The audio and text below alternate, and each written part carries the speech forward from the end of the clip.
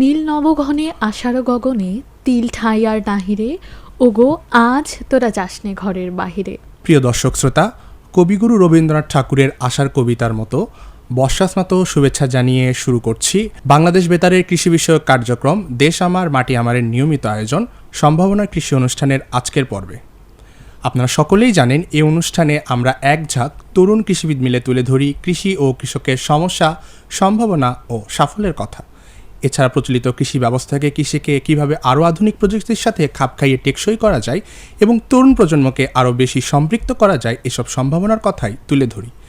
তারই ধারাবাহিকতায় আজকের পর্বে অনুষ্ঠান জুড়ে আপনাদের সাথে উপস্থাপক হিসেবে রয়েছি আমি কৃষিবিদ কাইয়ুম কাফি এবং আমি হালিমাতুস সামিয়া।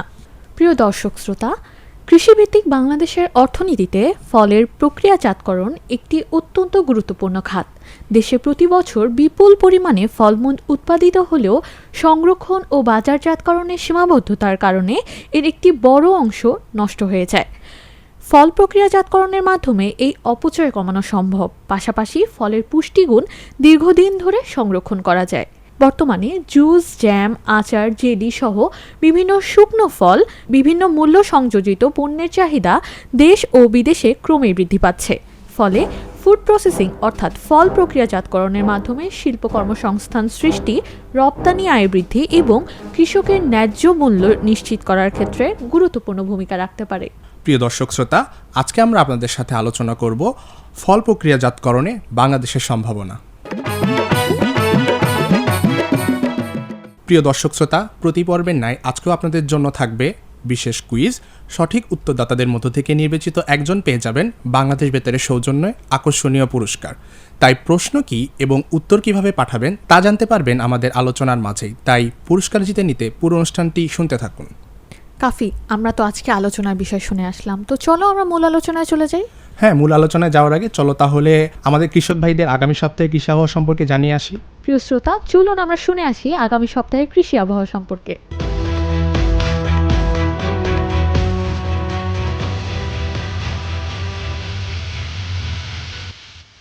আসসালামু আলাইকুম প্রিয় কৃষক ভাই বোনেরা, বাংলাদেশ বেতারের সম্ভাবনার কৃষি অনুষ্ঠানের আবহাওয়া বার্তায় আপনাদের সকলকে জানাচ্ছি স্বাগতম। অনুষ্ঠানের এই পর্যায়ে আপনাদের সাথে রয়েছে আমি শাহিদ মাহমুদ এবং আমি ইফাত মার্জানা মাহদিয়াত খান।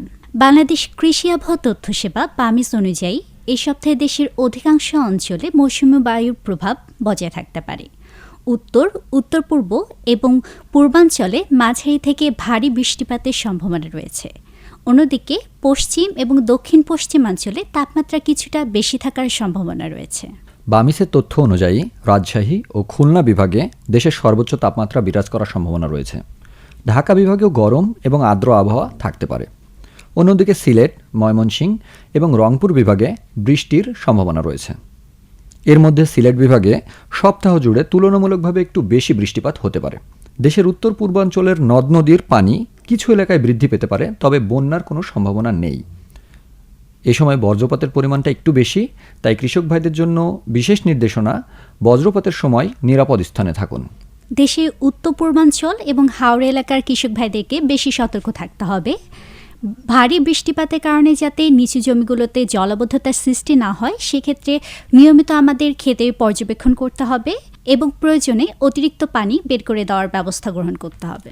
এক্ষেত্রে যেসব জমিতে সবজি বা স্বল্পমেয়াদী ফসল সংগ্রহের উপযোগী হয়েছে সেগুলোর ফসল সংগ্রহ করে ফেলতে হবে। বীজ, সার এবং কৃষি উপকরণ উঁচু ও শুকনো স্থানে রাখতে হবে। গবাদি পশুর জন্য শুকনো খাদ্য মজুত করে রাখুন এবং খামারে যেন পানি জমতে না পারে সে ব্যবস্থা গ্রহণ করুন। এছাড়াও বর্তমান আবহাওয়া আমন ধানের চারা রোপণের জন্য উপযুক্ত সময়। পাটের জমিতে প্রয়োজন অনুযায়ী আগাছা দমন করতে হবে এবং সার প্রয়োগ করা যেতে পারে। অতিরিক্ত আর্দ্রতার কারণে যাতে রোগবালাই সৃষ্টি না হয়, সেক্ষেত্রে নিয়মিত আমাদের ক্ষেত পর্যবেক্ষণ করতে হবে। সবজি ক্ষেতে পানি নিষ্কাশনের ব্যবস্থা রাখুন এবং ফলের বাগানে ভাঙা ডালপালা ছেটে ফেলুন। গবাদি পশু এবং হাঁস মুরগির খামার পরিষ্কার পরিচ্ছন্ন রাখুন। অতিরিক্ত আর্দ্রতা ও বৃষ্টির সময় যেন রোগের সংক্রমণ বাড়তে না পারে সেই জন্য টিকা এবং চিকিৎসা নিশ্চিত করুন। মাছ চাষিরা পুকুরে বাঁধ এবং জাল নিয়মিত পরীক্ষা করুন। প্রিয় কৃষক ভাই বোনেরা, পরিবর্তনশীল আবহাওয়া পরিস্থিতিতে আপনার ফসল এবং প্রাণী সম্পদের যত্ন নিন। প্রয়োজনে নিকটস্থ উপজেলা কৃষি অফিস অথবা কৃষি কল সেন্টার 16-123 এ যোগাযোগ করুন। বাংলাদেশ বেতারের পক্ষ থেকে আপনাদের সকলের জন্য রইল আন্তরিক শুভকামনা। ধন্যবাদ। প্রিয় দর্শক শ্রোতা, এবার মূল আলোচনায় ফিরে আসা যাক। অনুষ্ঠানের এই অংশে আলোচক হিসেবে আমাদের মাঝে উপস্থিত রয়েছেন doctor Mohammad Golam Ferdous Chowdhury, principal scientific officer, post harvest technology division, BARI, Gazipur. Sir, আপনাকে আমাদের অনুষ্ঠানে স্বাগত জানাচ্ছি। আপনাদেরকেও ধন্যবাদ। এই যে বর্তমানে ফল প্রক্রিয়াজাতকরণ অর্থাৎ ফ্রুট প্রসেসিং আমরা যেটাকে বলছি, এটা বলতে আসলে কি বোঝায়, এবং সাথে যদি আরেকটু জিজ্ঞেস করি যে বর্তমানে এটার গুরুত্ব আসলে কীরকম? যে আমরা জানি যে আমাদের দেশে সারা বছরই এখন ফল আমরা উৎপাদন করছি এবং এই ফল কিন্তু আমরা প্রক্রিয়াজাতকরণ করতে পারছি না, যার জন্য আমাদের কিন্তু অনেক নষ্ট হয়ে যাচ্ছে। এবং প্রতিটা মৌসুমেই আমরা জানি যে আমাদের যে ফলের যে গুরুত্বপূর্ণ মৌসুম, যেটি মে থেকে আগস্ট মাস পর্যন্ত হয়ে থাকে, এই সময়ে এটিকে আমরা ভরা মৌসুমও বলে থাকি, কিন্তু আমরা তো এগুলো সঠিকভাবে সংরক্ষণ করতে পারছি না, এবং যার ফলে আমাদের অপচয় হচ্ছে প্রায় 1/3, যেটি আমরা অনেক সময় বলে থাকি 20 থেকে 40% পর্যন্ত। এবং আমরা যদি এটিকে যদি টাকার অঙ্কে যদি ভাবি, তাহলে দেখা যায় ফলের অপচয় প্রায় 8 থেকে 10 হাজার কোটি টাকা। তো এই ক্ষেত্রে আমরা যেটি করতে পারি সেটা হচ্ছে যে প্রক্রিয়াজাতকরণ, যেটা আমরা বলি ভ্যালু অ্যাডিশন। পুরা পৃথিবীতেই প্রক্রিয়াজাতকরণকে বেশি গুরুত্ব দেওয়া হয়েছে, কিন্তু দুর্ভাগ্য যে আসলে আমাদের দেশে এই শিল্পটি অনেক পিছিয়ে আছে। আমরা যা উৎপাদন করছি তার কিন্তু অনলি 2% আমরা বর্তমানে প্রক্রিয়াজাতকরণ করছি। বুঝতেই পারছেন, যেখানে মালয়েশিয়া, ইন্ডিয়া, তারা কিন্তু যা উৎপাদন করে, দেখা যায় মালয়েশিয়া প্রায় 85% উৎপাদনের তারা প্রক্রিয়াজাতকরণ করে, থাইল্যান্ডও একইভাবে।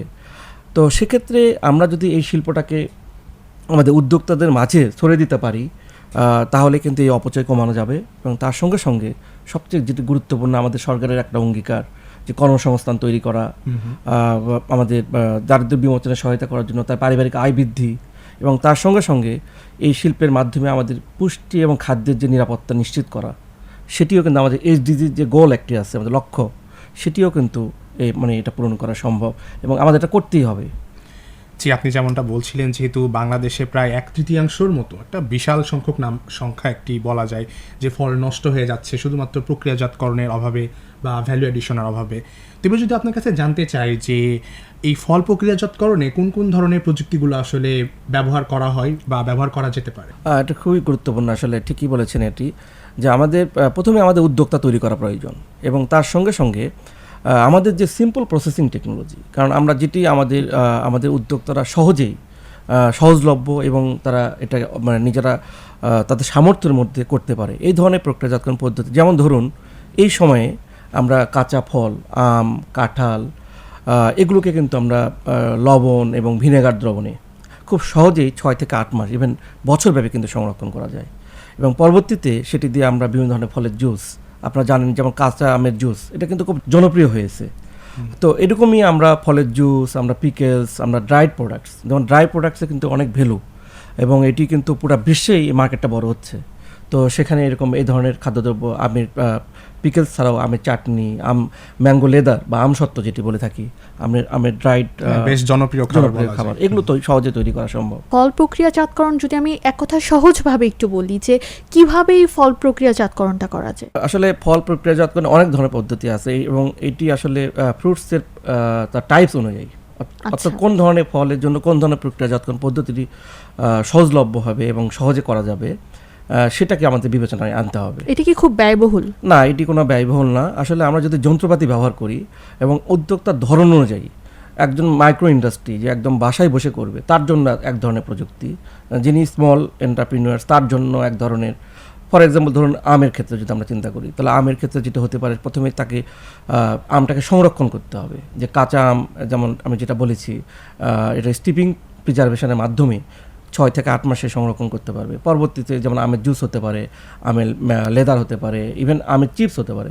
ঠিক একইভাবে আমাদের জাতীয় ফল যে কাঁঠাল, প্রচুর অপচয় হচ্ছে। কাঁঠালের ক্ষেত্রে ঠিক একইভাবে আমরা কাঁঠালে পিকলস করতে পারি, জ্যাকফ্রুট লেদার করতে পারি, আমরা কাঁঠালের চিপস খুবই জনপ্রিয় হয়েছে, কাঁঠালের পাউডার, এটি কিন্তু ফার্মাসিউটিক্যালসে ব্যবহৃত হচ্ছে। ইভেন এটাই শিশুদের যে খাবার, যেটা আমাদের বিভিন্ন ধরনের নুডলস বা এইগুলোতে ফর্টিফিকেশন করা সম্ভব। একইভাবে কলার ক্ষেত্রে কলার চিপস হতে পারে, কলার ড্রাইড প্রোডাক্ট, এই ধরনের বিভিন্ন ধরনের প্রোডাক্ট কিন্তু আমরা লিচুর ক্ষেত্রে ক্যান লিচু আমরা করতে পারি, যেটি রেডি টু ইট হিসাবে সারা বছরই আমরা যে কোনোভাবে সহজে খেতে পারি। ডক্টর ফেরদৌস, আপনার কাছে আমরা শুনছিলাম যে ফল প্রক্রিয়াজাতকরণ কিভাবে করা যায়। তো এবার যদি আপনার কাছে জানতে চাই যে আমাদের দেশে তো অনেক উদ্যোক্তা রয়েছে, বিশেষত তরুণ উদ্যোক্তা যারা এই ফল প্রক্রিয়াজাতকরণ সংশ্লিষ্ট ব্যবসা করতে চায়, তারা আসলে কি কি করতে পারে? এটা ঠিকই বলেছেন। আসলে আমাদের যারা তরুণ উদ্যোক্তা, প্রথমেই তাকে কতগুলো বিষয় জানা দরকার। যেমন ধরুন র মেটেরিয়ালস, কাঁচামালটা আমরা জানি আমাদের যে প্রসেসিং করতে গেলে আমাদের কাঁচামাল লাগবে, এবং ভালো মান কাঁচামাল মানে হচ্ছে ভালো ধরনের প্রোডাক্ট। ফর এক্সাম্পল যেমন আম, কাঁঠাল, কলা বা লিচু, এগুলো যদি আমরা চিন্তা করি তাহলে আমাদের উত্তম কৃষি চর্চা সেটি আমাদের দরকার, কারণ আমরা সবাই নিরাপদ খাবার চাই। তো আমাদের উত্তম কৃষি চর্চার মাধ্যমে যে পণ্যগুলো উৎপাদন হচ্ছে, আমাদের কৃষকরা যেগুলো করছে, এগুলো আমাদের কৃষি মন্ত্রণালয়ের অধীনস্থ বিভিন্ন দপ্তরের মাধ্যমে, যেমন কৃষি সম্প্রসারণ অধিদপ্তর, তারা করছে। তাদের যে উদ্যোগ, তাদের যে কৃষক, তাদের কাছ থেকে এই ম্যাটেরিয়ালসগুলোকে কালেক্ট করতে হবে। দেন তাদেরকে প্রশিক্ষণের জন্য যে বিভিন্ন আমাদের যে সরকার যে উদ্যোগ নিয়েছে বিভিন্ন প্রকল্পের মাধ্যমে, যেমন কৃষি সম্প্রসারণ অধিদপ্তরের, কৃষি বিপণন অধিদপ্তর থেকে 20,000 উদ্যোক্তা তৈরি করা হচ্ছে। সেখানে কিন্তু আপনার 11 থেকে 12 দিনে একটা ট্রেনিং হচ্ছে, একটা পূর্ণাঙ্গ প্যাকেজ। সেখানে প্রসেসিং থেকে শুরু করে মার্কেটিং সে কীভাবে করবে, এই প্রশিক্ষণটি তাকে নিতে হবে। এবং যদি এই প্রশিক্ষণটা সে যদি পায়, দেন বাসায় গিয়ে প্র্যাকটিস করবে। প্র্যাকটিস করার পর যদি কোনো সমস্যা হয়, সে সংশ্লিষ্ট প্রতিষ্ঠানের সঙ্গে যোগাযোগ রাখবে। এইভাবে কিন্তু একজন উদ্যোক্তা তৈরি হবে, এবং পরবর্তীতে তার মার্কেটিং যে বিষয়গুলো, যেমন কোয়ালিটি ম্যানেজমেন্ট সে কীভাবে করবে, কোয়ালিটি অ্যাসুরেন্স কী আছে, যদি সে ডোমেস্টিক মার্কেটে কোথায় মার্কেটটা হবে, এই মার্কেটের যে প্ল্যাটফর্ম যেগুলো, সেগুলোও কিন্তু আমাদের বিভিন্ন দপ্তরের মাধ্যমে বিভিন্ন প্ল্যাটফর্ম তৈরি করা আছে, ডিজিটাল প্ল্যাটফর্ম। যেমন এখন ফেসবুকে অনেকে বাজার মার্কেটিংটা হচ্ছে, ভালো মার্কেটিং হচ্ছে। এছাড়া অন্যান্য অ্যাপস তৈরি করা হয়েছে, আমাদের মন্ত্রণালয়ের অধীনস্থ দপ্তরগুলো বিভিন্ন অ্যাপস দিয়ে সহযোগিতা করা হচ্ছে মার্কেটিংয়ের। তো এগুলোতে যদি যুক্ত হয়, তাহলে কিন্তু সে ডোমেস্টিক মার্কেটটা করতে পারবে।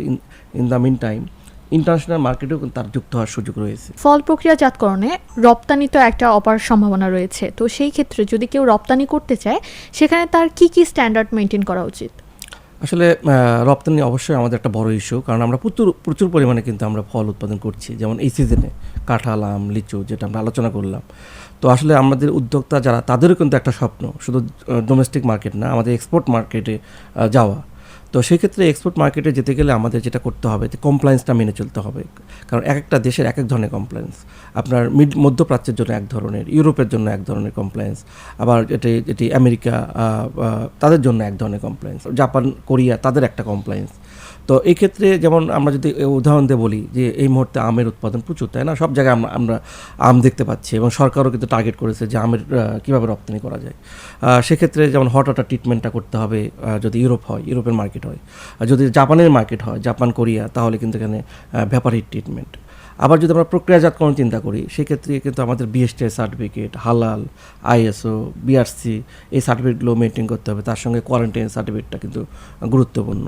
এবং ওভারঅল যেটা বলবো, রপ্তানির জন্য যেটা অপরিহার্য, সেটা হচ্ছে কোনটা গ্রোয়ার্সের মাধ্যমে উৎপাদন করা, এবং গুড এগ্রিকালচার প্র্যাকটিস, সেটাকে উত্তম কৃষি চর্চা, সেটাকে কিন্তু ফলো নিশ্চিতভাবে করতে হবে।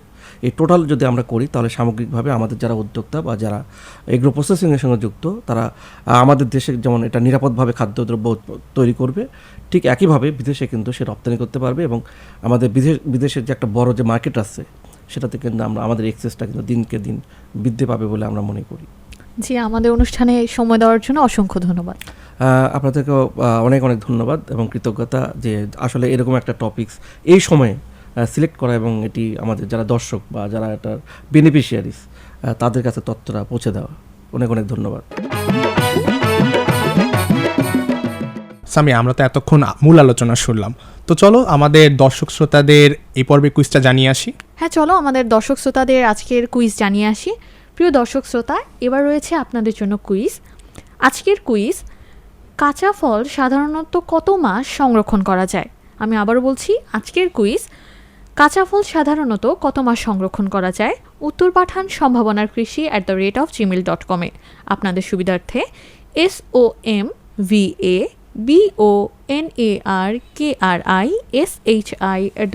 @gmail.com-এ উত্তরের সাথে আপনার নাম, ঠিকানা ও মোবাইল নাম্বার দিতে ভুলবেন না। কাফি, আমরা তো প্রতি পর্বে আমাদের দর্শক শ্রোতাদের একজন সফল উদ্যোক্তার অথবা একটা সফলতার গল্প শুনে আসি, তো আজকে আমরা কার গল্প শুনছি? সামিয়া, আজকে আমরা বিশেষ একজনের গল্প শুনবো যিনি আসলে রাজশাহীর এবং বরেন্দ্র কৃষি উদ্যোক্তা, যার নাম মোহাম্মদ মুঞ্জের আলম মানিক। উনি কিন্তু এই ফল প্রক্রিয়াজাতকরণ নিয়ে বেশ ভালো এবং খুব অসাধারণ কাজ করছেন এবং আমাদেরকে গল্প শোনাচ্ছেন তাহলে মেহেদী হাসান হৃদয়। প্রিয় শ্রোতা, চলুন আজকে আমরা শুনে আসি আজকের সফলতার গল্পটি।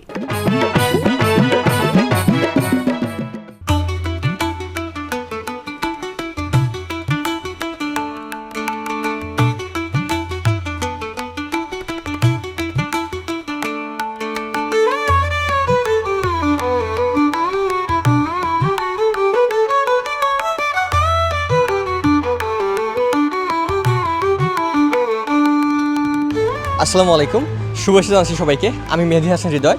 আজকে আমরা অবস্থান করছি রাজশাহীতে। আমরা সবাই জানি রাজশাহী আমের শহর। রাজশাহীতে সারা বাংলাদেশে প্রায় 1/3 আম উৎপাদিত হয় এবং এই আম সারা দেশে বিভিন্ন প্রান্তে পৌঁছে দেওয়া হয়। সারা দেশের চাহিদা পূরণ করে কিন্তু আবার দেশের বাইরেও রপ্তানি করা হয়ে থাকে। কিন্তু এই আমের উৎপাদক যে কৃষকরা, তারা কিন্তু বেশিরভাগ সময়ই আমের ন্যায্য মূল্য পান না এবং আম থেকে ক্ষতিগ্রস্ত হন। তার অন্যতম একটি কারণ হচ্ছে বাংলাদেশে আমের প্রক্রিয়াজাতকরণ করার সুব্যবস্থা নেই। তবে এই সমস্যা সমাধানের জন্য এগিয়ে এসেছেন রাজশাহীর একজন উদ্যোক্তা, যিনি আম থেকে বিভিন্ন ধরনের প্রক্রিয়াজাতকরণ খাদ্য প্রস্তুত করে থাকেন এবং এই খাবারগুলো বিভিন্ন রকমের হয়ে থাকে এবং খেতে যেমন সুস্বাদু এবং সেগুলো স্বাস্থ্যের জন্য অনেক বেশি ভালো। সো এই আমের কিন্তু একটি ভালো চাহিদা আমাদের দেশে যেমন তৈরি হয়েছে, পাশাপাশি অলরেডি তিনি কিন্তু দেশের বাইরেও এটি রপ্তানি করা শুরু করে দিয়েছেন। সো এই আমের প্রক্রিয়াজাতকরণের যে গল্পটা, এটা কিভাবে শুরু হয়েছিল, কিভাবে উনি একজন উদ্যোক্তা হয়ে উঠেছেন, এটা আমরা তার কাছে শুনবো এবং এটার ভবিষ্যৎ সম্ভাবনা কি, এই প্রক্রিয়াজাতকরণ আম থেকে বাংলাদেশ ভবিষ্যতে কিভাবে বৈদেশিক মুদ্রা অর্জন করতে পারে এবং ইকোনমিতে কন্ট্রিবিউট করতে পারে, এটা নিয়ে আমরা তার কাছে জানতে চাইবো আজকে।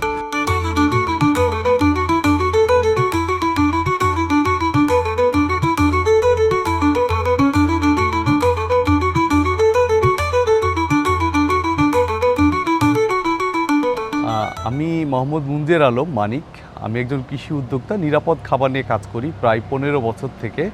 তো আমি মূলত আমার পড়ালেখা ঢাকায়, চাকরি করেছি বহুজাতিক কোম্পানিতে এবং যে কোম্পানিতে চাকরি করতাম আমি পুরো একটা ডিপার্টমেন্টে পুরো অল অপারেশনের হেড ছিলাম।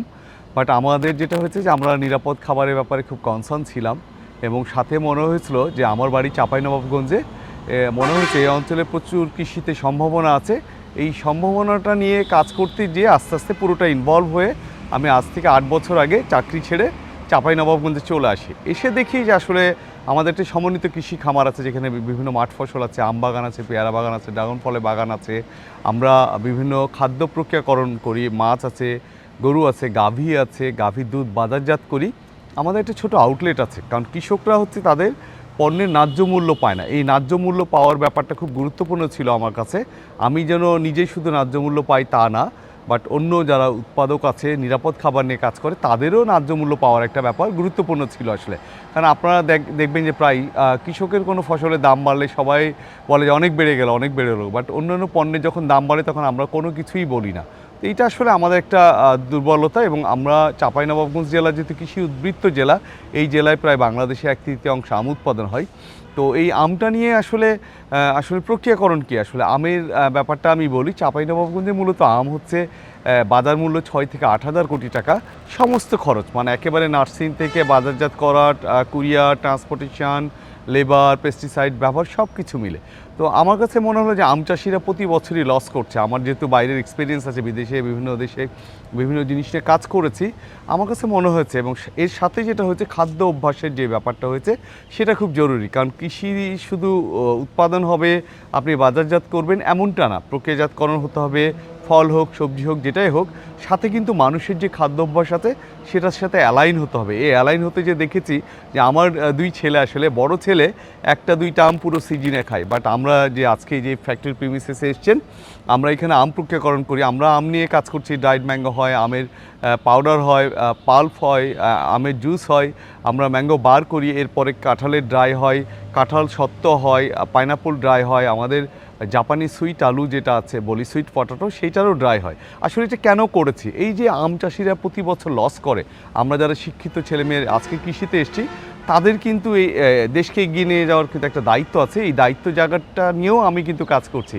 কারণ আমার কাছে মনে হচ্ছে যে আমটা যদি আমরা সারা বছর বাজারজাত করতে পারি তাহলে মানুষের লসটাও কম হবে এবং আমরা সারা বছর আম খেতে পারবো। আমের স্বাদটা অন্তত পক্ষে আমাদের টেবিলে থাকবে বা প্লেটে থাকবে ডাইনিয়ে, তাহলে ভালো হবে। এবং সাথে যদি স্বাস্থ্য সচেতনতার ব্যাপারটা বলেন বা হেলথ হ্যাজার্ডগুলো অ্যাভয়েড করার জন্যও কিন্তু আমাদের ড্রাই ফ্রুটসগুলো কিন্তু খুব ইম্পর্টেন্ট আসলে।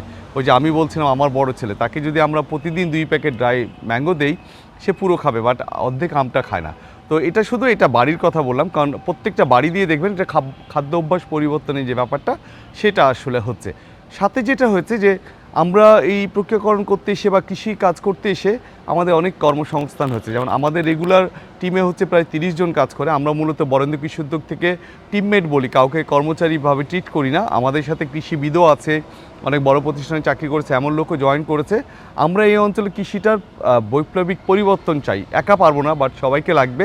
আমরা যেমন রাইস মিলে ধান দিলে চাল বেরোয়, আমাদের এই অঞ্চলে আমটা কিন্তু পুরো ফ্যাক্টরিতে যাওয়া উচিত। এই ফ্যাক্টরি যাতে যাওয়া নিয়ে আমরা গত বছর থেকে জাপানিজ একটা প্রতিষ্ঠানের সাথে আমরা প্রক্রিয়াকরণ নিয়ে কাজ করছি। এবং এই প্রক্রিয়াকরণটা যদি হয়, চাঁপাইনবাবগঞ্জে যে পরিমাণ আম হয় সেটা 1/3 যদি আমরা প্রক্রিয়াকরণে নেই, তাহলে কিন্তু আমাদের চাঁপাইনবাবগঞ্জে প্রায় 25,000 কোটি টাকার বাজার হবে এবং ইউনিভার্সিটি গ্র্যাজুয়েটস 40-50 হাজার ছেলেমেয়ের কর্মসংস্থান তৈরি হবে। এবং আপনারা যারা আমাকে দেখছেন তরুণদেরও কিন্তু এগিয়ে আসা উচিত। তরুণদেরকে অনেকে প্ল্যাটফর্ম দিতে চায় না। আমরা বরেন্দ্র কৃষি উদ্যোগ কিন্তু বিভিন্ন পার্টে বিভিন্ন ইউনিভার্সিটি গ্র্যাজুয়েটস বা ইউনিভার্সিটির শিক্ষার্থীদেরকে কিন্তু নানাভাবেই সহযোগিতা করে থাকে। আমাদের ফার্মে অ্যাক্সেস দেই, আমরা প্রজেক্ট দিতে চাই যে তারা একটা প্রজেক্ট করবে, সেখানে যে প্রফিটটা হবে, প্রফিট অ্যান্ড লস মিলেই যদিও বিজনেস, প্রফিট হলেও কিন্তু প্রফিট শেয়ার দিব, লজিস্টিক সাপোর্ট দিব। এগুলো আসলে বরেন্দ্র কৃষি উদ্যোগের একটা স্বপ্ন। এবং আমাদের স্বপ্ন হচ্ছে আমাদের এই আমটা পুরো ইন্ডাস্ট্রিতে যাক, অন্ততপক্ষে 80% আম গেলে হবে, ইকোনমিটা অনেক বড় হবে, আমরা জিডিপিতে কন্ট্রিবিউট করব, প্রচুর রপ্তানি হবে। আপনারা দেখেছেন, আজকে ওনারা দেখেছে যে আমাদের প্ল্যান্টে জাপানিজরাও ভিজিট করতে এসছে। আমরা বিভিন্ন দেশের বাইরের সাথে কাজ করছি। আশা করি এবার কিছু প্রোডাক্ট যাবে, কারণ পুরো পৃথিবীর হচ্ছে এই বছরের বাজেট হচ্ছে 28 থেকে 30 বিলিয়ন ডলার এবং এটা কম্পাউন্ড অ্যানুয়াল গ্রোথ রেট হচ্ছে 5.5 to 7.15%। সেহেতু গ্রোথ অনেক। আমরা ড্রাইড ম্যাঙ্গোর ড্রাইড ম্যাঙ্গো নিয়ে কাজ করছি। এটা এবছরের মার্কেট হচ্ছে, প্রজেক্টেড মার্কেট হচ্ছে 2.4 বিলিয়ন ডলার, যেটা আগামী 9 বছর পরে এটা 14.something বিলিয়ন ডলার হচ্ছে। তাহলে আমাদের কত সম্ভাবনা দেখেন। যারা পুরনো প্রক্রিয়াকরণ দেশগুলো আছে তাদের প্রাইস বেড়ে গেছে, এখন বিভিন্ন দেশে ইউরোপিয়ান জাপানিজ বাইরা আমাদের দেশে আসছে, কিন্তু আমাদের দেশে কিন্তু প্রক্রিয়াকরণটা ওইভাবে হচ্ছে না।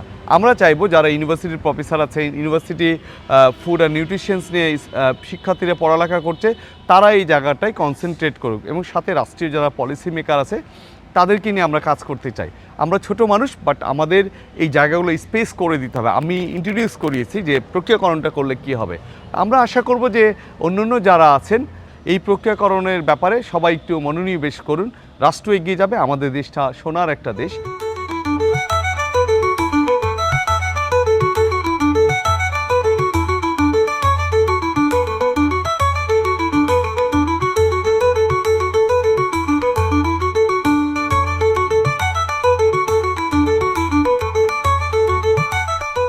আম তো অনেক আমরা খাই, সেগুলো ড্রাই করে পাউডার করে স্লাইস করে এগুলো বিদেশেও যদি পাতার মানে আমদানি করা যায়, রপ্তানি করা যায়, সেক্ষেত্রে আমাদের কিছু ডলার ইনকাম হবে।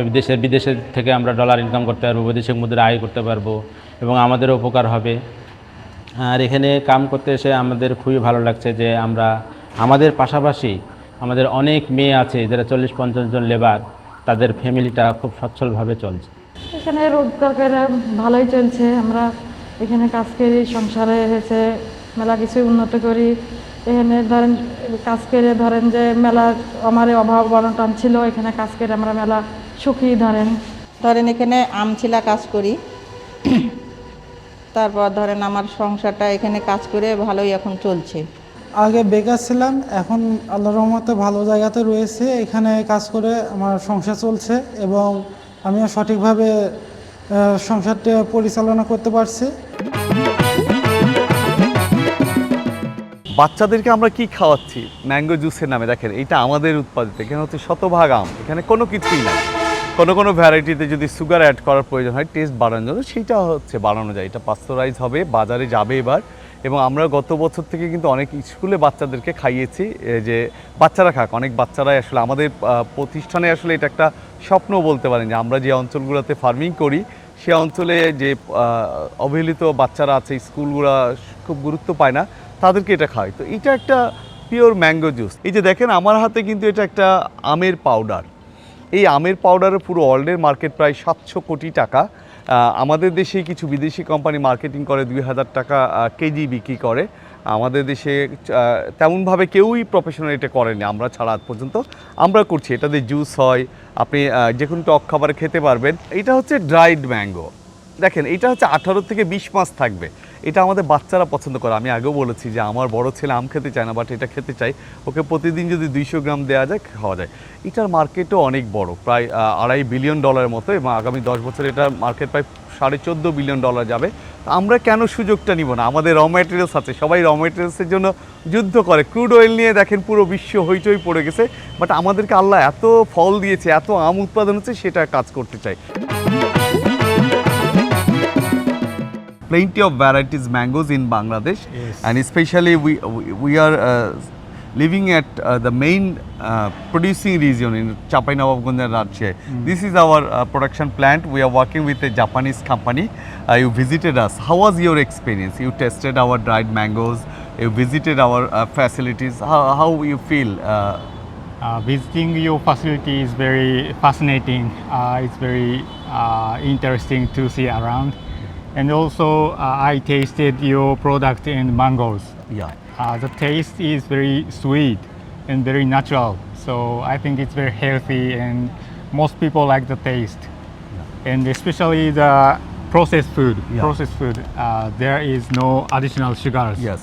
So it's very healthy, and the taste so natural. So I really liked it.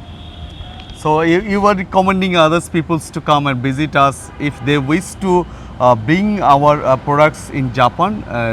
They will like it, Yeah, right? definitely. Yes, yes. Yeah. So please convey our informations to your colleagues and others. People, those are importing from other countries, they should come to visit us and they can buy for their Yes. product. Samia, আমরা তো এতক্ষণ একজন সফল উদ্যোক্তার গল্প শুনলাম।